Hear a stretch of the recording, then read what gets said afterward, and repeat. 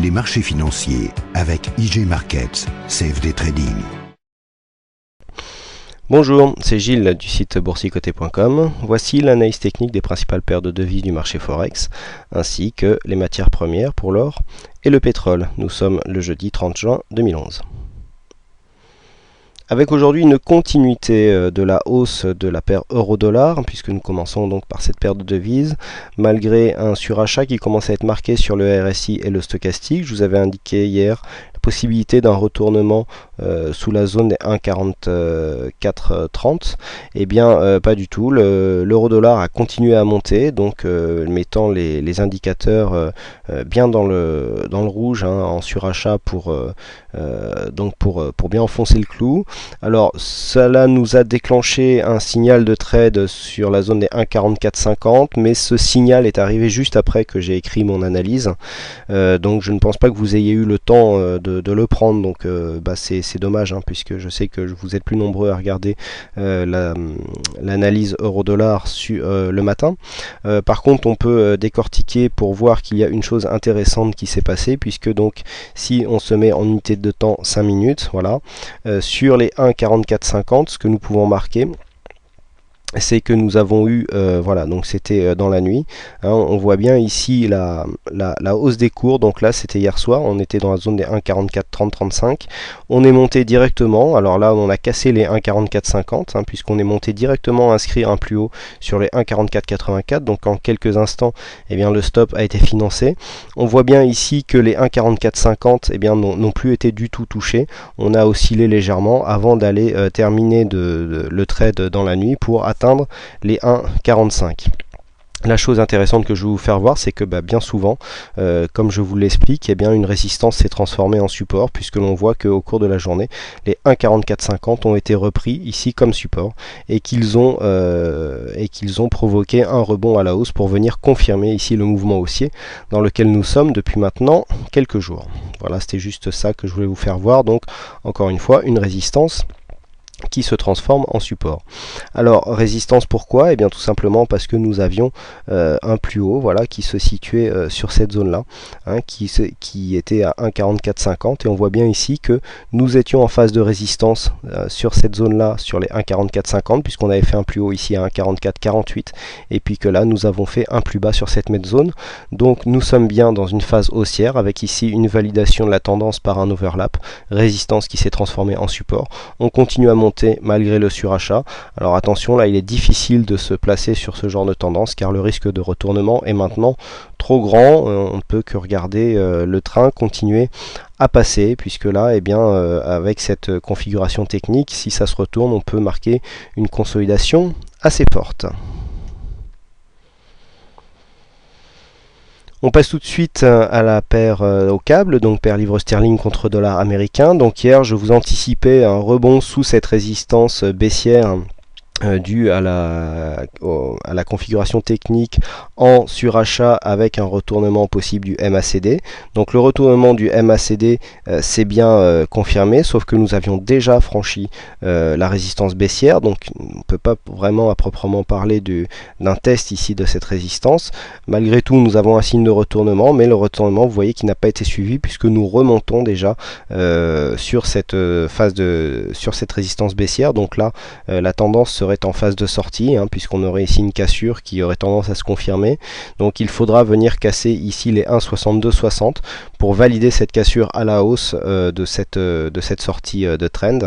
Et donc là, a priori, nous serions repartis pour une phase haussière. Donc il faudra voir au niveau de la configuration du MACD si on repasse bien à la hausse. Là, les indicateurs pour l'instant sortent de leur zone technique de surachat. Pour l'instant, on a une dynamique haussière qui semble se mettre en place, mais il faut absolument une confirmation pour cette sortie de trend baissier.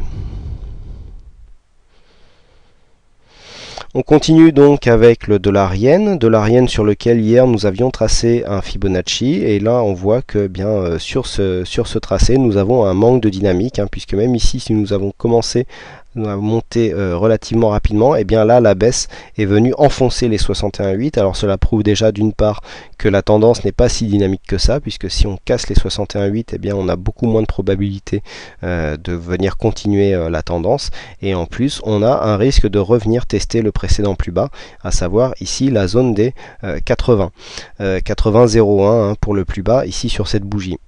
Donc pour l'instant nous sommes ici sous le coup d'un support haussier que je vais vous épaissir histoire qu'il soit plus visible. Voilà.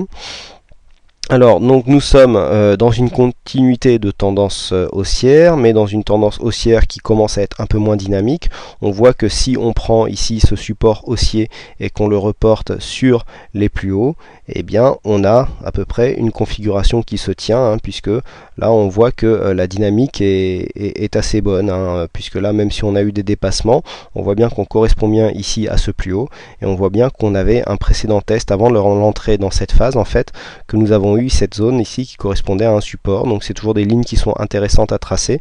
Ici il faudra voir si le support tient ou si on considère que ce plus bas correspond à un test à distance de ce support, auquel cas on pourrait remonter assez rapidement vu la dynamique que nous avons actuellement, à savoir une dynamique en tendance de trend haussier très peu marquée. Ça m'étonnerait qu'on remonte très directement, à moins que l'on marque une exagération, mais là pour l'instant il faut s'attendre à un mouvement donc de baisse qui viendra tester ici ce support.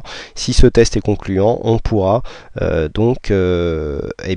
conclure que la tendance haussière ici est bien en place, peu dynamique mais significative, et donc que nous pourrions avoir un mouvement de continuité à la hausse, même si c'est, je le répète encore une fois, très peu marqué, donc peu de tendance. Je pensais qu'on allait repartir un peu plus dynamiquement que ça sur la paire dollarienne, mais pour l'instant il n'en est rien, donc on continue ici sur cette tendance haussière très peu marquée.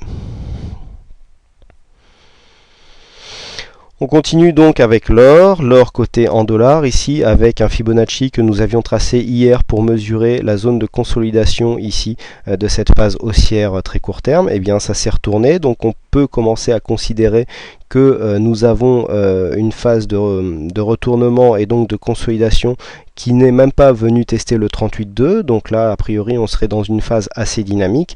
Donc maintenant sur ce genre de signal on peut tracer un Fibonacci. Donc le Fibonacci on le trace à partir du point bas, on fait l'amplitude du retracement, donc ici on trace là, et ensuite on va voir ce qui se passe au niveau des extensions pour avoir un objectif de trade. Et là c'est très intéressant ce qui se passe, puisque l'objectif de trading, donc là en cas de cassure des 1490,70, donc là nous sommes sur l'or, 1490,70 $ l'once, et bien nous avons un objectif à 1476,2. Alors pour éviter tout problème, quand est-ce que ce signal est valable? Ce signal est valable tant que nous ne venons pas marquer un plus haut ici que 1514,10, puisque si ici nous oscillons et que nous revenons monter, et bien justement comme les bases du Fibonacci ne seront plus bonnes, le signal serait faussé, et donc ce signal est valable à partir du moment où nous avons une cassure des 1490,70. donc pour l'instant il n'y a aucun signal.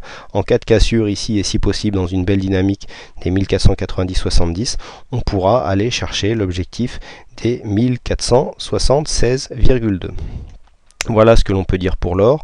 Donc pour l'instant ici avec cette phase de retournement qui correspond, je vous l'avais dit hier, à une zone qu'on pourrait considérer comme un overlap, puisque nous avons une zone ici de support qui était assez marquée sur précédente zone de cotation, puisqu'ici on est sur 1514, je vous l'avais indiqué hier, et là on a une zone de support, et ici une zone de support ici qui se situe à 1513.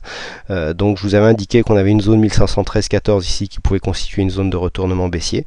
C'est le cas que nous avons eu aujourd'hui, donc maintenant on attend la confirmation avec dans la continuité une cassure de la zone des 1490,70 avec l'objectif que je viens de vous donner.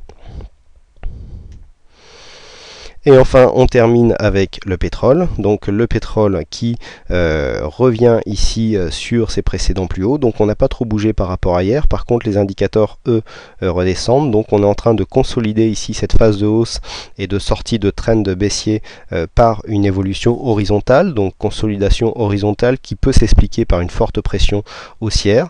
Donc la sortie de trend pour l'instant n'est pas validée puisque nous n'avons pas cassé avec force ici le précédent plus haut des 95,80. Donc il faut absolument une cassure assez dynamique de cette zone pour que suite au rebond que nous avons ici sur la zone des 89,80 qui constitue un objectif baissier que je vous avais indiqué, et bien maintenant si on veut considérer que nous repartons en tendance haussière, il faut attendre une cassure des 95,80 qui correspond ici au plus haut, au dernier plus haut lorsque nous étions dans cette tendance baissière. Là pour l'instant on voit bien les indicateurs qui redescendent, on est encore en surachat au niveau du stochastique mais on en sort au niveau du RSI. Donc là ici si on vient consolider légèrement ou si on continue à être à l'horizontale, il est fort probable que nous puissions avoir un mouvement de continuité qui repartirait à la hausse et donc qui casserait ce précédent plus haut.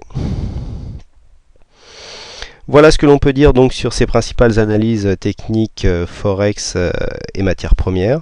Il ne me reste plus qu'à vous souhaiter à toutes et à tous une bonne soirée, bonne chance dans vos trades et je vous donne rendez-vous dès demain pour de prochaines analyses. Les marchés financiers avec IG Markets, CFD Trading.